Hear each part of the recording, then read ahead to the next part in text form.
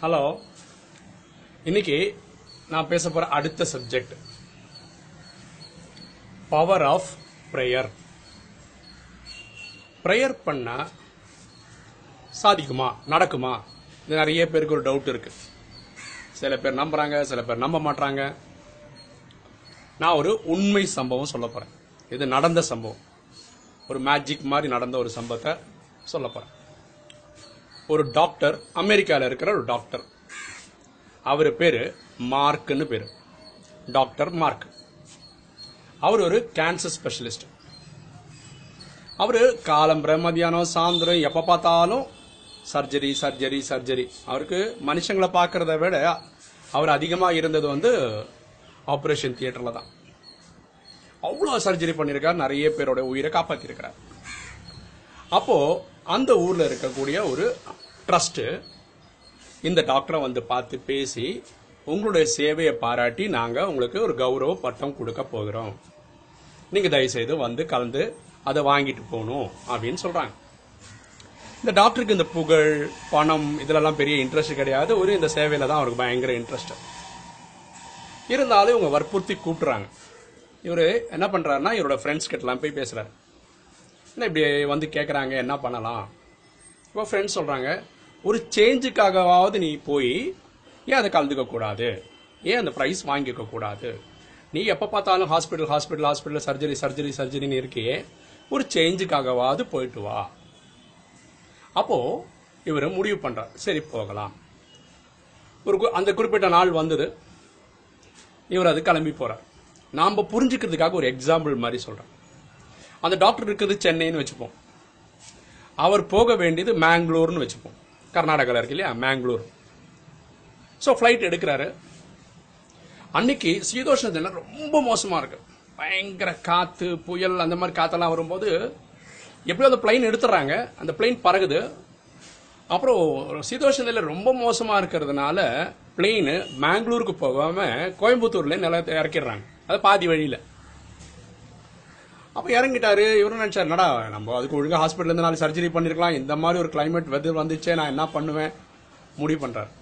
அப்போ நம்ம கொஞ்சம் வருத்தப்பட்டு இருக்காரு, திரும்பி வந்துடலாமா இல்லை அங்கே போகலாமான்னு ஐடியா இல்லாத போது அங்கே ஏர்போர்ட்ல இருக்கிற அத்தாரிட்டிஸ் என்ன சொல்றாங்கன்னா, டாக்டர் நீங்க வந்துட்டீங்க, நீங்க ஒரு நிகழ்ச்சிக்காக போறீங்கன்னு எல்லாருக்கும் தெரியும், நீங்க ஏன் பை ரோடு போகக்கூடாது?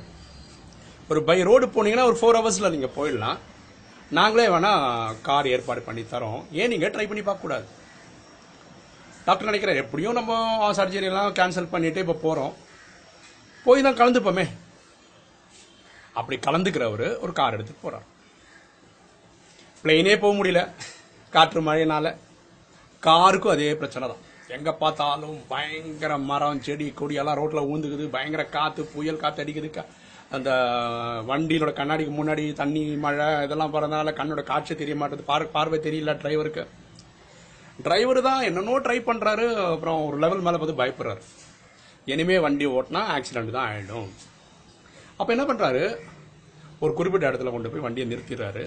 அப்ப சொல்றாரு டாக்டர் கிட்ட, டாக்டர் சாரி, இனிமே நான் வண்டியை ஓட்ட முடியாது, இனிமே ஓட்டினா நம்ம 2 பேருக்குமே லைஃப்ல ரிஸ்க், அந்த ரிஸ்க் நான் எடுக்க தயாரா இல்லை.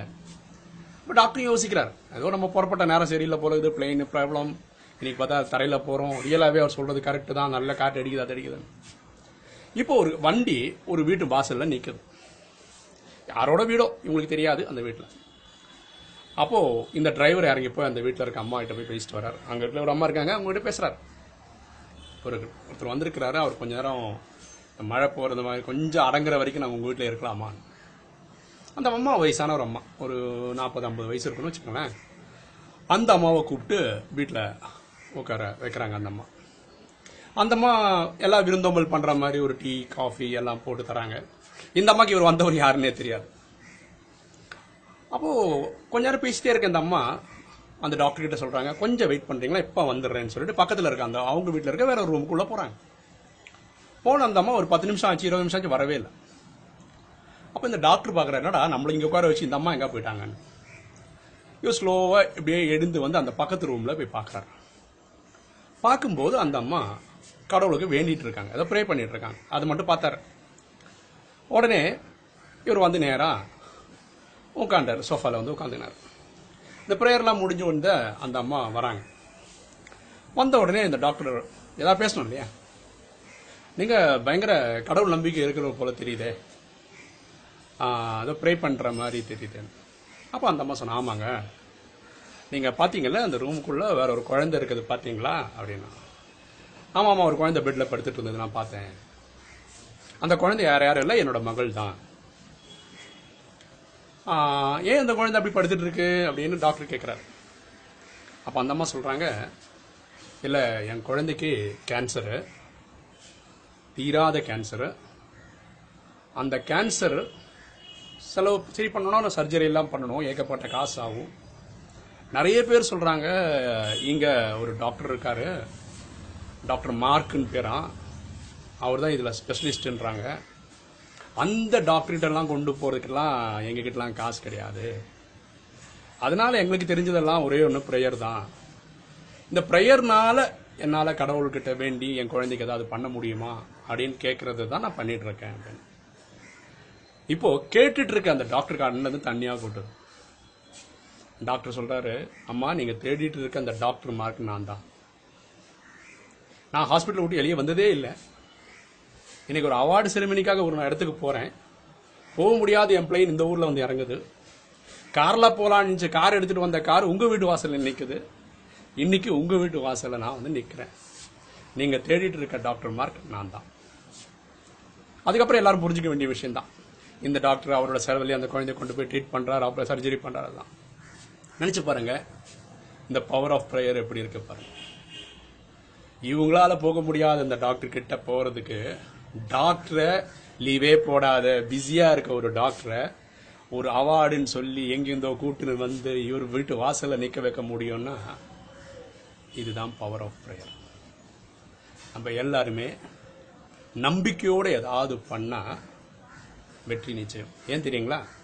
கடவுள் சொல்றாரு, நீங்க என்ன நம்பி ஒரு ஸ்டெப் வச்சீங்கன்னா நான் 1000 ஸ்டெப் வச்சு வரேன். நம்ம பண்ண வேண்டியது ஒரு ஸ்டெப். மக்கள் பண்ற ஒரே தப்பு என்ன தெரியுங்களா? நம்பிக்கை இல்லாதனால கடவுளே 1000 வச்சு வந்தா கூட 0 into anything is 0. அதனால அவங்களுக்கு பலன் கிடைக்க மாட்டேங்குது. இதனாலாவது இந்த கதையின் மூலமாவது நம்ம புரிஞ்சுக்க வேண்டிய ஒரு கதை என்னன்னா, விஷயம் என்னன்னா, பிரேயருக்கு ஒரு பவர் இருக்கு.